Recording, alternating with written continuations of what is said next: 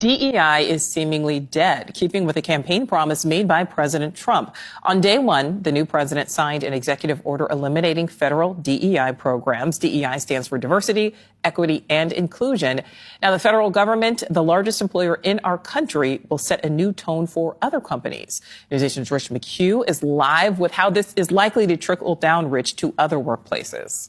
Hi, Nicole. So one incoming Trump official says that private businesses should be on a wait and see, that there are more actions coming soon. And as you mentioned, this has been a campaign promise from the Trump administration and Trump himself.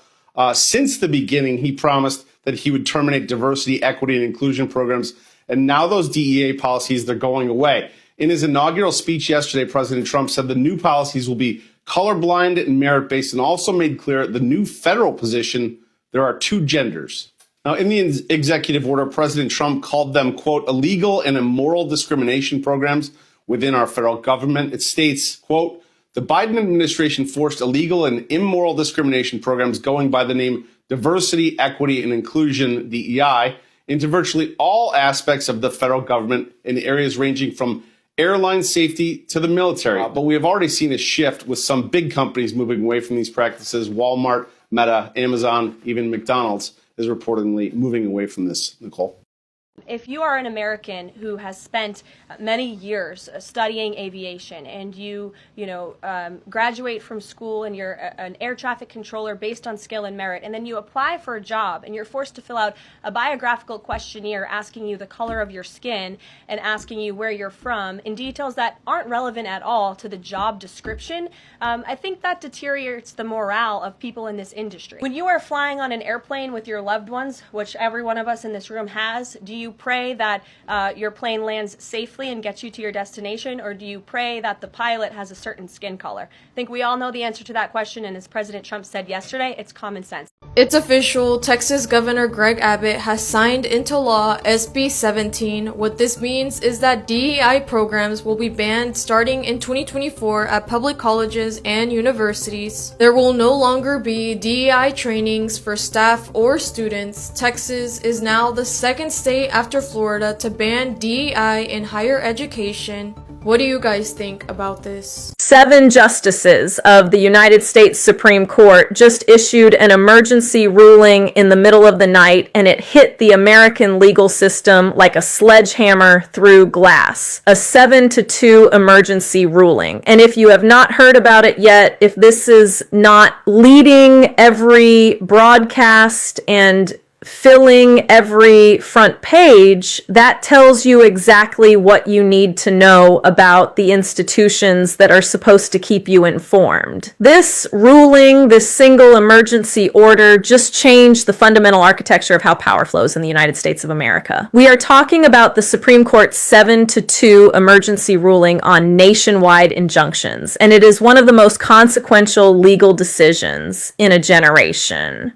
The establishment is scrambling, the media is hedging, the bureaucracy is quietly panicking, and the ordinary American deserves to understand every single word of what just happened without the spin, without the softening, and without... We have breaking news. The Supreme Court just issued a decision that could have major consequences for the Voting Rights Act and the 2026 midterm elections. In a 6-3 decision split on ideological lines, the Supreme Court ruled that Louisiana's newly redrawn congressional map, which includes 2 majority black districts, was an unconstitutional racial gerrymander. Liberal Justice Elena Kagan said the decision, quote, eviscerates the voting rights protections, end quote, by diluting the Voting Rights Act, which established majority-minority districts. However, the Supreme Court majority maintained that this decision upheld the constitutionality of the VRA, framing this decision as an update. It remains to be seen how states will react to this, but some governors have indicated they may redraw their congressional maps. Newsweek previously reported that more than 15 districts could be altered. Schools across our nation no longer have to worry about losing federal funding due to DEI programs. Last year, the Trump administration had threatened to pull federal funds from districts or states if they had any programs or policies that could be seen as supporting diversity, equity, and inclusion. The Department of Education was alleging that DEI was a form of racism against white and Asian students. The department also made an End DEI portal, a website where they were encouraging people to send in reports of DEI in schools. In response, the ACLU and the National Education Association filed a lawsuit, and a federal judge ruled in their favor. This week, the Department of Education conceded it will no longer press the matter. I spoke with the president of the National Education Association about her response. All of our students need to be seen. They need to be heard. They need to be respected and valued. The court has ruled we will be allowed as educators to teach our students what we know they need to learn. Hey, this past weekend, I was able to meet with Dr. Jermaine Johnson about this viral clip right here. You don't like being called racist in here. You hate when we use the word racist. You hate being attacked. You hate when we bring up race in everything. But then when we have an opportunity to show that we're not racist, you let me down every time. Every time. And I sit here and we talk about our families, we talk about our kids, we go on trips together, and then we talk about not using our state dollars to go to white supremacy programs, and then we table it. You want to talk about some stuff? Let's talk about how they just took almost $7 million from the College of Charleston because they want to help black kids. Let's talk about it. Let's talk about all the amendments that are in the state budget right now to defund all the black programs that are going across the state. Let's talk about it. Let's talk about AP African American Studies that was banned from this state. Let's talk about the attacks that you got going on people who don't look like you. Let's talk about it. Why do we continuously do this to our kids? What are we doing here? Tell me what we're doing. Don't try to explain to me, well, I thought it was this, or nah, it's that. Nah, Jermaine, we want to see equality. I was in the back, I was ready to go just like y'all are. You show us who you are. Do not come up to me telling me how you did this, you did that. I don't want to hear it. Be public about it. Don't support me in private, support me in public. Thank you. All right, so you went viral last year for a clip. You were on the House floor talking about DEI. You were very adamant about everyone hearing your message. What does it mean for you in those moments to make sure everybody hears that type of message when someone's trying to dismantle policies like DEI? Well, the thing is, a lot of people just don't have the experiences that I have. They don't have the same experiences. And most people who know me in politics, they know that I don't speak on things that I don't know anything about or I don't have experience in. Yeah. So when I spoke up, last year, I did not expect it to go viral. But what people don't know is that after I gave that speech, I actually went outside to the back steps of the State House. I sat down on the steps and I cried. Because my feelings were truly hurt. I was truly hurt about what had just happened. Yeah. And I had to collect myself and get myself together. Yeah. But I always speak up for the people. Wow. Guys, I don't think I can attend any more of these HR training workshops. I feel like every time I attend one, my hairline recedes more than it already has. And at this point, I think I can make a pretty good case that it is an occupational health hazard for me to attend one of these sessions because it really does ruin my mental health. I don't know if it's just my luck, but I feel like for the past 10 years, we have been having the same conversations over and over again. And I don't know when people are going to finally move on. It's always this oh, but is it equality or equity? Just because you have a seat at the table doesn't mean that you have a voice at the table. And every time someone says this kind of stuff, people are going to start clapping, reacting with those clapping hand emojis. And the key here is that all those hands match the color of their individual skin tones because that is diversity. And let me give you some professional advice here. And this is not just from personal experience, it's also supported by research. But if you ever decide to speak up on this kind of stuff, make sure that you're willing to quit your job if you have to. Research has actually shown that when marginalized people speak up on these issues in the workplace, it generally actually hurts their careers. When you first bring the issue up, everyone's going to act like they care. And in 2023, everyone knows what the right things to say are. They'll be like, oh my gosh, thank you for raising awareness of this issue. But then no one actually wants to do more work than they need to. And so nothing changes and you're just left feeling even more frustrated. On top of that, you're going to get labeled as a troublemaker of the company. And so people are going to distance themselves away from you. you, or worse yet, they're going to try and collect evidence against you to get you fired. And when that happens, they'll say, oh, it's not because you called us out, it's because of your performance issues. I worked at a startup of about 50 people, and 20 of them were managers, because I guess that's how tech does things. And all 20 of the managers were white. And so I made this comment that, like, it is somewhat coincidental that all 20 of the managers of the company that make up half the employees are white, given that half the Toronto population are made up of immigrants. Maybe something else could be going on. When I brought this up, my director was like, oh, thank you for your bravery. Thank you for bringing this to my attention. This topic is so important to me. And I was like, and not to be ableist, but like, we all have eyes here, right? Like, I couldn't have been the only one to have noticed this. Now, obviously, she herself didn't do anything, but the company did start a special interest group on topics related to diversity and inclusion. And at the first meeting, none of the managers showed up. And I was like, well, how are we supposed to change anything about this company when the decision makers are not here? And the CEO's explanation was that they wanted to create a safe space for us to talk things out, and they didn't want to make us feel uncomfortable. And I quit shortly after that. So once you go through enough of these motions, you realize that most of these people are all talk, no action. And I'm constantly reminded of this fact when I go to these HR workshops, because they just don't sound real to me. If HR is watching this, I want you to know that this is a hypothetical situation. But in this workshop, a lady was making a comment, and while she was making a comment, a cat was walking on her screen. And she was like, oh, I'm sorry, my cat's in the background. And after she finished her comment, the moderator goes, I want to commend you on acknowledging your cat, because we also need to take our furry friends into consideration in this hybrid working environment, because many of us are working with animals while working from home.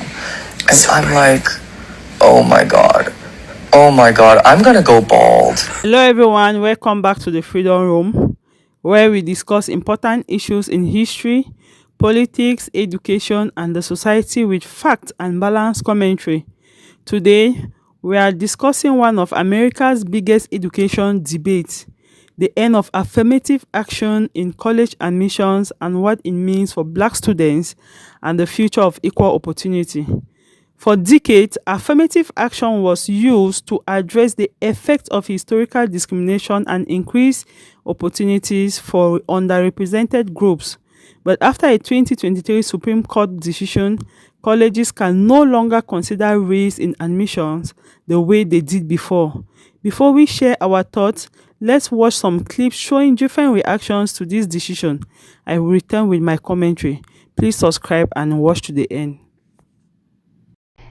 DE&I, which is diversity, equity, and inclusion. I always like to say that out loud because I think people are shy and they don't want to ask, and then you go Google it, but that's what it means. I think it as like a basic starting point.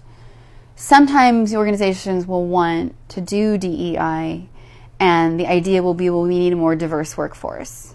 I need to hire more Asians. I need to hire more Black people. I want people from the LGBTQ plus community on my team. And that's fantastic. That's wonderful.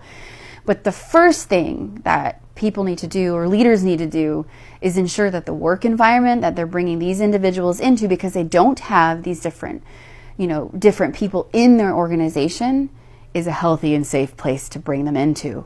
Because if it's not, and if it's not what we call inclusive, and if they don't feel like they belong and they don't feel safe, then they will leave very quickly, and you'll end up in the same situation you were in the very beginning. 60 years ago, there were 12 Black people at Princeton, Yale, and Harvard combined. That was a problem. Race-based affirmative action makes sense. This year, more than half of Harvard's freshman class identifies as non-white. But 70% of those non-whites come from dual income homes in the upper quintile of income earning homes. The academic gap between Black and white used to be double what it was between rich and poor. It's now flipped. So DEI was a good idea that, quite frankly, has gone insane and now just represents the same racism it was trying to do away with. I'm real curious what diversity or DEI or diversity hires really means to a lot of people. I think it's so easy for people to just think diversity means that you're hiring a Black or Hispanic person to bring in a little bit of difference into the environment. But what if the environment is mostly Black or Hispanic? does the white person then become the diversity hire? If it was spun that way, there's a bunch of black people working at a place and we need to hire a diverse candidate, we need a white guy in there, would it be seen as negatively as it is in reverse? It's so interesting because there actually are scenarios where diversity isn't what you think it would be, such as in the sciences. If you're applying for a grant or a fellowship or some form of funding, Asian populations are not considered diverse minority people because it is a large majority of people within the field of science. Therefore, those candidates and white candidates do not usually apply for those type of funding opportunities. I think it would be interesting if people started taking the spin away from the minority hire when they say diversity hire and more think about the person that's going to bring a different perspective that could possibly grow our environment. Because that's essentially, at the end of the day, all that diversity means, bringing different viewpoints from different people to make things better. I think that as blacks, Afros, Negroes, whatever you want to call us these days and times, that we have taken this DEI to this far extreme. We do not need DEI to be able to survive. We don't need DEI to be able to thrive. But I believe that DEI has come in and it has manipulated the mind, especially of black and brown people, to be able to assume that we need some type of government intervention to be able to succeed in life. And it's not true. We do not need government intervention to be able to own houses, build businesses, to own land, and to be able to succeed in any way, shape, or form. This is a whole thing. And I'm so glad that Elon Musk, President Trump, and others are going after such a basically a worn out issue that we as American people that happen to be black.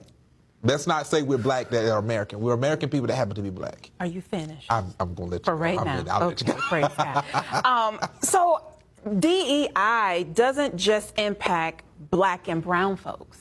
It impacts a number of ethnic groups who have been impacted with roadblocks to either getting a job, getting housing, getting the help that they need. And DEI stands for diversity, equity, and inclusion.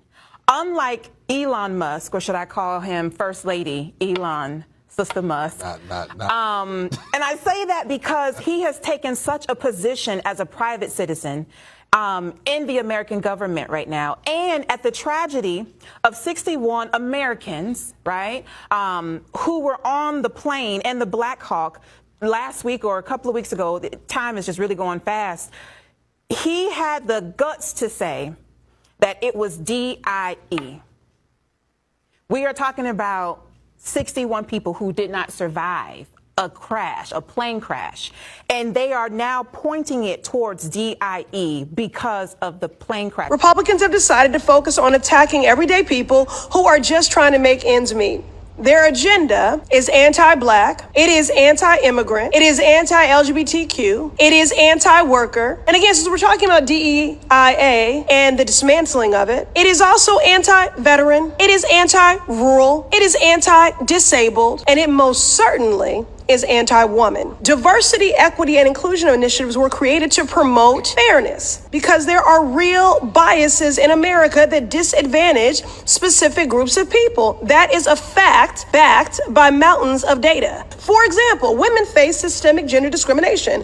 I know you can't tell by looking at the Republican Party, but women make up 50% of this country, and we deserve equal rights. So until we are able to codify gender equality in the Constitution, diversity, equity, and inclusion policies have supported women in every aspect of their lives. For example, women have served in the military for more than 200 years, yet Republicans and your anti-diversity campaign have denied multiple women promotions just because they are women, not to mention those that have just been fired. Women get paid less money for doing the same work as men, but since Republicans are anti-equity, the EEOC, Equal Employment Opportunity Commission, has weakened enforcement of pay discrimination laws, maintaining and widening our gender wage gap by the day. Y'all have any daughters? Not to mention black women making 65 cents on the dollar to white men. And finally, women are underrepresented in medical trials to find cures for diseases that affect us. But because Republicans are attacking inclusion, they cut funding for women's health research projects. So let me sum it up. Anti-DEI is anti-woman. And those harms are compounded by attacks on voting rights like the so-called Save America Act that Republicans are fixated on passing, which could disenfranchise nearly 70 million women simply because their last names on their ID no longer match their birth certificates after being married, which pro-family people seem to care about. Not to mention the attacks on bodily autonomy. As women, our bodies are treated as a debate, and Republicans are passing laws that restrict what we do and when we do it, something men have never had to struggle with. So when it comes to Republicans on this committee who are all men, enacting more harm on women through anti-DEI hearings like this one, we need to call it out and fight back. So y'all, since Donald Trump is so loud and proud about these efforts to dismantle and defund DEIA, why do you think the Trump administration is hiding all the data on their firings? Okay, I guess that's my time. All right then, thank you. Let me try to explain DEI for people who don't understand DEI, who don't like it. So to them, they think that all DEI means is that there's an unqualified woman or unqualified person of color who's given a job or promotion and they don't deserve it. When in actuality, all that says is that instead of doing word of mouth recruitment, instead of just hiring the usual suspects, we're going to look beyond and find qualified, talented people outside the usual suspects. That's all that means. So the people they hire are qualified. It's just kind of like as if you went into a town and you never got the contract because you were new to the town. And then one day they say, you know what, let's let people who aren't new to the town have opportunities. And you finally get your big shot. And you know your quality of work is better than the people who are in the town who always get the bids. And because they decide to look beyond the usual suspects, you get a bid. That's all DI is. It doesn't mean you're not qualified. It just means someone opened up the door to give you an opportunity and chance. That's all it is.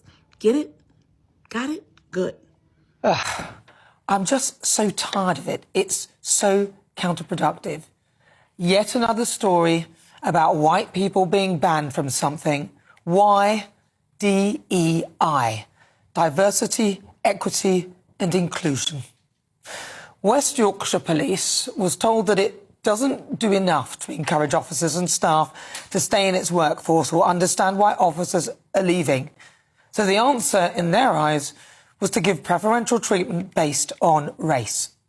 West Yorkshire Police have apparently spent £1.4 million on DEI initiatives, one of which an initiative to encourage ethnic minority officers to stay in post by giving them stay interviews to convince them not to leave.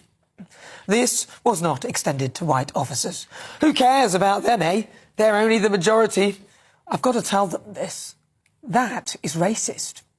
In other initiatives, those from underrepresented backgrounds were given preferential treatment in the form of coaching and mentoring and free promotion examination books, as well as being invited to attend team-building days, thus, yet again, not extending this opportunity to white officers. And there's yet more. In 2025, the force blocked applications from white British candidates in a positive action scheme, which has now been cancelled. Yet another incident, it just goes on. West Yorkshire Police were accused of appalling racism when senior officers intervened to ensure an ethnic minority candidate who failed her interview was given the job. And that is according to some leaked memos. And in May, the chairman of a West Yorkshire Policing Scrutiny Panel was sacked after she complained that officers were avoiding the elephant in the room regarding Islamist extremism during a meeting about an anti-Semitic terror attack. She accused the force of trying to appease Muslims rather than focus on the Jewish community. It's just absurd, because out of its 944 recruits at West Yorkshire Police, only 115 were from ethnic minorities. Yet it turns out that those that they were giving preference to don't even want the help, because guess what? They wanted to be judged on merit. That the definition of this anti-racism does not include white people. So when you have a situation where anti-racism only applies to non-white people, in my opinion, I think that is where we become an ideological issue, and we have no place for that sort of thing in policing. But we need to fix that, and we have to focus on solving this rather than throwing our brave police officers under the bus. Was Festus Akinbosoye earlier. Now, these DEI initiatives, they haven't come from ethnic minorities. They've come from, in my view, and I'm guessing mainly middle-class white people with good intentions who believe that they have a privilege. So to those who are setting this ludicrous agenda, There is no such thing as white privilege. Sorry to burst your bubble. This notion only perpetuates racism and leaves an insulting stench that those who created this framework believe that they are better. So to those who believe in white privilege and critical race theory, you don't have a privilege. Nobody does, apart from maybe the king, of course. What you have, and that's not because he's white, it's because he's the king. What you have is dominance in a white country, and there is nothing wrong with that. You are the dominant race in your own country. The same as if you went to Africa, black people would be dominant there, or India, etc. There is no way that if you went to those countries, that they would try to equalise the numbers of different races by invoking woke policies that work on the racist preference that they are better than you, so that you have favours. This is majority. It is a majority white country. It doesn't mean that being white you have a privilege. It is just a fact. There are more white people in this country, well, for now, anyway, given the mad immigration system and the uncontrolled invasion of our shores. You can't then try and equalise everything in everything. It's absolutely absurd and the focus is all wrong. After watching those clips, what are your thoughts? Some people believe the decision creates a fairer system where students are judged only by their achievements. Others believe it removes an important tool that helps address the effects of past discrimination. To understand this debate, we must remember that Black Americans experience generations of barriers in education, employment, and housing. Affirmative action was created as an attempt to help address those inequalities and increase access to opportunities. Supporters argue that it helped create more diverse universities and open doors for talented students who face historical disadvantages. Critics argue that admission should focus only on individuals' merit and the race should not influence decisions. The bigger question is, how can Americans create equal opportunities while also recognizing the impact of history? What do you think? Did ending affirmative action create a fairer system, or did it make it harder for some students to access opportunities? Share your opinions in the comments and don't forget to like, to share, to subscribe to the Freedom Room. Now let's watch more reactions before we return with our conclusion. In 1960, there were 12 blacks at Princeton, Yale, and Harvard combined. Right? That's a problem.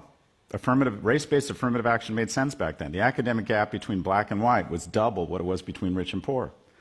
60 years on, and this is a wonderful thing, 51% of Harvard's freshman class is non-white. But here's the problem. 20% of those come from dual-income parent homes that are in above-average income homes. So letting in the Taiwanese daughter of a private equity billionaire is not diversity. And this is another sign of our progress. In America, today, you'd rather be born non-white or gay than poor. So I think we need to recognize our victory and our progress, but then figure out a way to come together. Because DEI is causing a lot of problems. Because what has happened with DEI? People of color deserve advantage. They've been treated really poorly, right? Well, also the Japanese. We interned the Japanese in concentration camps. What about them? What about women? Think about all the shit women have taken. Well, what about gay people, for God's sakes? They've been persecuted. And we ended up with a construct, an expensive construct that has huge apparatus and people that can never be fired. You can never question it, or you're called a racist if you ever question DEI efforts, right? Where we're purposely advantaging 76% of the population. The only people we're not advantaging are the 24% of people in America applying to college that are white and male. So when you have an apparatus trying to advantage 76%, you're not advantaging them, you're discriminating against the 24%. So what's the solution? Affirmative action is an amazing thing. Republicans and Democrats all believe there are certain people with wins in their face that could use a hand up. The key is, and the thing that causes all the agita, is a misdirect. It's around, okay, who qualifies? The affirmative action should be based on color, and that color should be green. And by the way, this isn't new. The University of California since 1997 did away with race-based affirmative action and bases it on an adversity score. I'm the beneficiary of affirmative action. I was raised by a single immigrant mother who lived and died a secretary. My household income was never above $40,000. So they gave me something called Pell Grants. I couldn't have gone to college without affirmative action. And I think that's the model right now. Any visible characteristics we use for affirmative action creates a lot more problems than it solves. It creates resentment. And in universities, by the way, under the auspices of decrease my accountability and increase my compensation, leadership, ethics, sustainability, DEI, it is all bullshit that is nothing but student debt. We have decided that we are no longer centers of excellence, but we're agents of an orthodoxy, that we're social engineers. How f***ing arrogant. We're here to give you the skills so you can go do amazing research and create economic value and security for you and your family. But no, let's create these huge departments called leadership. I'm going to teach a kid how to be a leader or to be more ethical. I can't get my 13-year-old to make his bed, but I'm supposed to help a 27-year-old become more ethical. But here's the great thing about these departments. There's no measurable outcome, so they never get fired. Let's bring in these FIPS, formally important people, pay them $300,000 to $400,000 for benefits, and they'll teach leadership. And they basically get on stage and just talk about their war stories, about how amazing they are. And all it is student debt on young people. Get rid of all this bullshit. You want to have affirmative action? Take all that money and let in more kids. Let in more gay kids, let in more trans kids, let in more black kids, let in more single mothers, let in more white kids from red states who happen to be Republican. 98% of Harvard's faculty is Democratic. That's diversity. So affirmative action is amazing. It should just be based on need and adversity, not these physical, observable characteristics that create a lot more problems than they solve. And instead of talking about who gets in, we should be talking about how many. You see, when I was a freshman at the University of Kentucky, I applied to be a resident advisor. I had worked for UK and Res Life in the past and had been preparing for this interview, and I had my RA tell me that she would give me a glowing recommendation, and the first interview went quite well. My second interview started decently. The interviewer asked me my pronouns, which threw me off a little bit. I now see that as a kind of screening in and of itself, but we proceeded with the interview, and it seemed to go fine until I was asked where I had seen injustice and mistreatment at UK. At the time, the closest I had come to that was my own work with pro-life wildcats, but even back then I knew not to bring up pro-life wildcats with an interview at UK as they didn't look overly favorably at our club, so I said nothing. Despite that, the rest of the interview seemed to go quite well, but I was later informed I was not being hired on as an RA. I was in the alternate pool, however, and I was offered the chance for a later interview to get feedback on what I'd done well and what I'd done poorly. And we started out the interview well. She was just giving me general feedback about my demeanor. She said I'd aced every part of the interview, the customer service, the quick response times, everything I'd done great on, except JEDI, UK's version of DEI. At this point, I started to record the interview as Kentucky is a single-party consent state, and I'm glad I did because the absolute insanity that I would be told for the next 15 minutes, I'm not sure I would believe it if someone had told me I would hear that. I would say, no, you're making that up. I was told that because I am white presenting, I had probably not had to think about how I present myself, unlike other non-white students. I had been told that as I didn't have experience being an other, her words not mine, I hadn't proven that I could relate to students who would be considered an other. She then went on for several minutes to tell me about how she had processed George Floyd's death and how maybe I should have said something like that in the interview. And then she told me that maybe I should look at my current service work through the lens of DEI. Because this is the natural endpoint for DEI. Instead of just doing service work and treating everyone equally, you will look at people through the lens of race, ethnicity, sex, and then you will have to prove to UK how much you care about those categories instead of how much you care about those people as individuals. You will bend the knee to DEI if you want to work at UK. My next experience with DEI came from the classroom in my women's literature course. The syllabus laid out by the TA said that no comments that were homophobic, transphobic, xenophobic, Islamophobic, anti-Semitic, sexist, ableist, classist, or otherwise offensive, particularly toward protected groups, would not be allowed, on penalty of removal from the class for that day and loss of participation points. As someone who believes that there are only two genders and that men cannot become women, this was problematic to me. So I went to speak with the professor and ensure that my First Amendment rights were going to be protected. I was assured as long as I didn't use slurs in class, I would be fine. I don't use slurs. This was an easy ask. The class went on well. I was the lone conservative speaking up as it was a very liberal class, including the professor, but that was fine with me. I'm used to being in the minority on a college campus. Despite this, there did come an issue when the topic of gender was brought up. I again restated that I believe that there are only male and female, as there are. And while I was never pulled aside in class or outside of class, I was then sent an email from that professor who told me that I wasn't recognizing the humanity of the other students in class. And as such, I had broken the UK Code of Conduct, which is a serious offense. And it's actions like these that are taken at UK to try to force people to bend the knee ideologically and force them to not speak up about what they really believe. I even had a student in that class come up to me and say, hey, I'm pro-life too. Thank you for speaking up. I can't speak up because I know what will happen to me if I do. So I would encourage everyone to pass this bill and stop these discriminatory practices that are being smuggled in through DEI.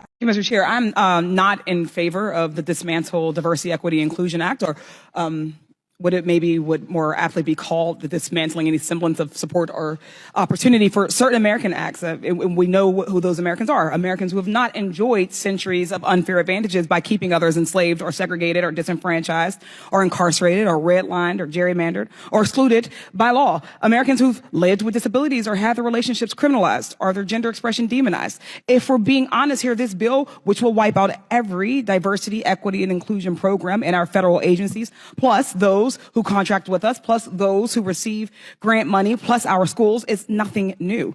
This is just the final piece of a decades-long obsession with targeting and dismantling anything that might give marginalized people a fair shot, including DEI programs, which honestly started the second the Civil Rights Act passed. Policies like affirmative action and diversity, equity, inclusion are the closest things we've had to the mythical bootstraps that some of my colleagues insist historically and currently harmed communities need to pick themselves up by.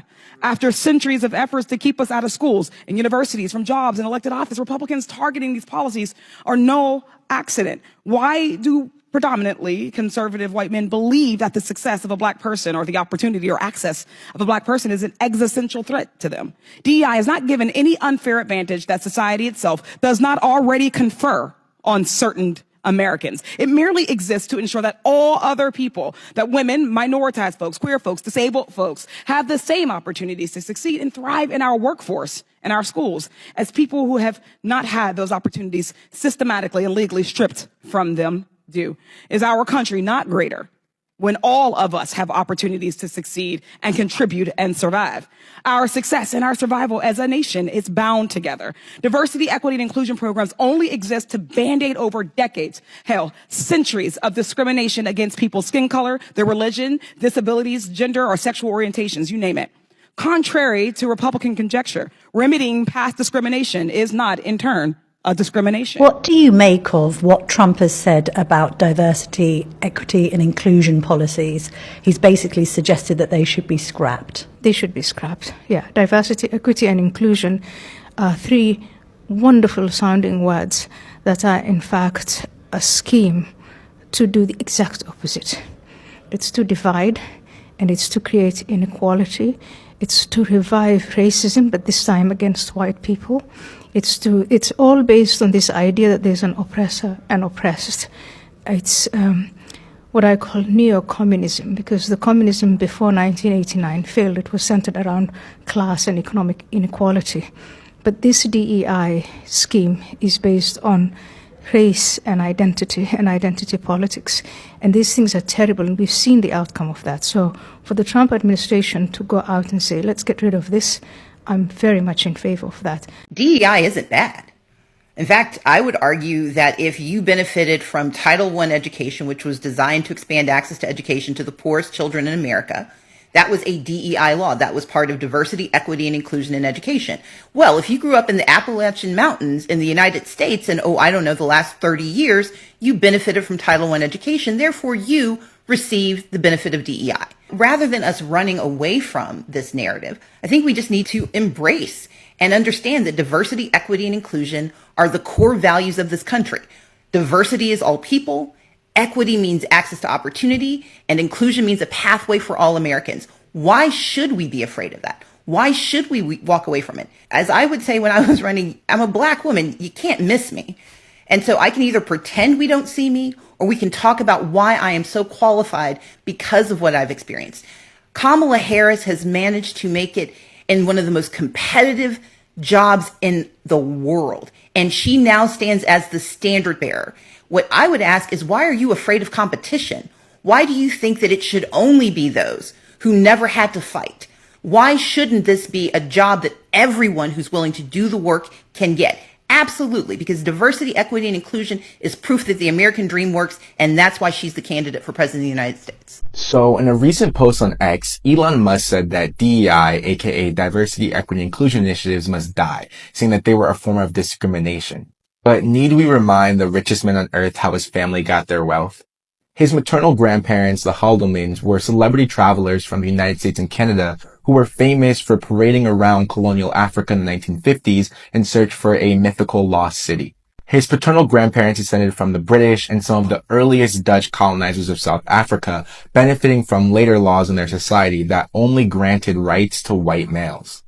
In 2014, he himself claimed that his father had a share in an emerald mine in Zambia, something that would have been completely unheard of for the native black population living in apartheid South Africa. And as a quick recap, the apartheid era refers to a time in South African history where horrific violence and disenfranchisement enforced economic, political, and social oppression against non-white South Africans, especially black South Africans. Sort of similar to the Jim Crow era here in the United States. And Elon spent his entire life until his graduation from the elite Pretoria Boys High School living in this apartheid era society. During this time, Musk's father also states that they had so much money that at times they couldn't even close their safe. And of course, it's people like Elon who are completely fine with reaping the benefits of colonialism and apartheid while seeking to gut provisions that provide a semblance of relief for the people who suffered under those same white supremacist systems. Gaza listening circles, 500-word essays on racism, fake headlines, brainwashing police officers. That is what our police are being forced to consume in a massive expose on diversity, equity and inclusion propaganda, DEI, that has infiltrated our police forces.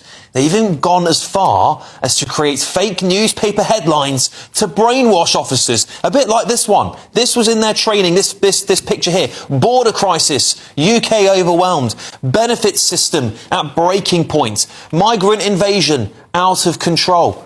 I've just got one thing to say. How are any of them wrong? They're all right, those headlines.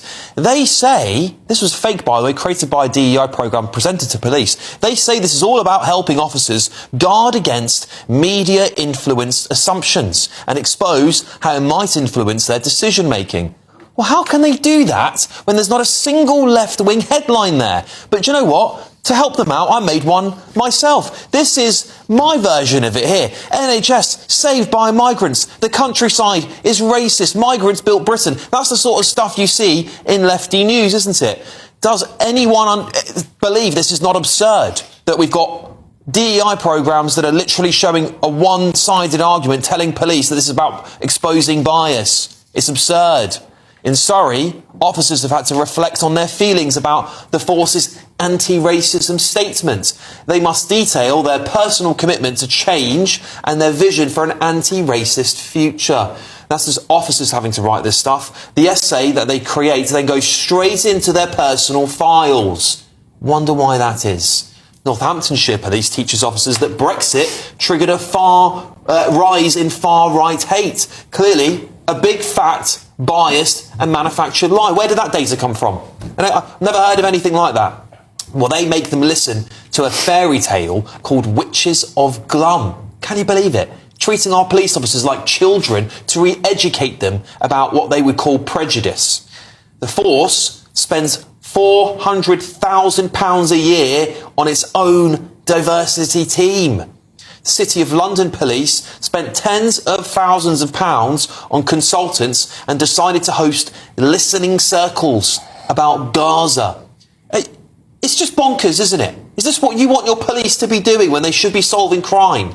All of this feeds into this culture of two-tier policing, which I think was massively exposed by the murder of Henry Novak. His killer, of course, falsely accused the 18-year-old of racist abuse. The coppers who arrested Henry believed the murderer instantly, it seems. Are you even surprised that that happened after hearing that kind of training going on in the police force? DEI is going to lead to more deaths. And I believe it's pushing a severe rise in anti-white and particularly anti-British sentiment. This expose is massive evidence of that, if you ask me. Your taxpayer money is being spent on brainwashing coppers, all while these forces tell you they lack the resources to fight crime. It's a joke. We've got to flush out this dangerous parasitic ideology and ban it from all taxpayer-funded institutions forever, starting with the police force. It's just odd. There's all this talk about DEI is bad. Yes. And there's the assumption that if you see someone who's not white male, they can't possibly be as qualified as the white male who's not in that position. It's just odd that there'd be a 4-star general fired from his position who's black and replaced with someone who's objectively less qualified with a white male. That's kind of weird. How is that some comeback on DEI? Right. If you're going to do a comeback, get someone who's a white male, who's a 5-star general, which there aren't any. Only in major warfare is there ever a 5-star general. But that would be if that's how, that's not what I see happening. Got it. And so I wonder just how it's going to. Why is everyone okay with that? That you replace a woman or a black male or female with someone who's objectively less qualified. I don't know how that's going to play out, or why it isn't being analyzed in that way.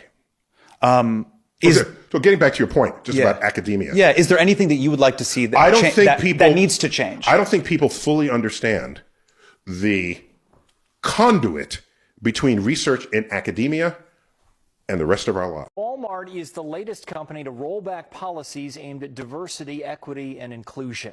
The company joins a growing list of major corporations that have been under pressure from DEI opponents. Walmart says it will now better monitor to make sure it is not selling sexual products to minors. It will review grants to pride events. And the company will no longer consider race and gender as a way to increase diversity when choosing suppliers. Come back. The affirmative action debate shows that American discussion about equality and opportunity is far from over. The Supreme Court decision changed college admissions, but the challenge of creating fair opportunities remains. The solution may require more than admission policies. It may involve improving schools, expanding resources, and supporting students from all backgrounds.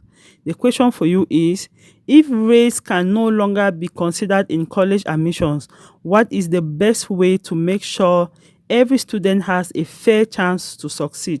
Share your thoughts below, and don't forget to like, to comment, to share, and to subscribe to the Freedom Room.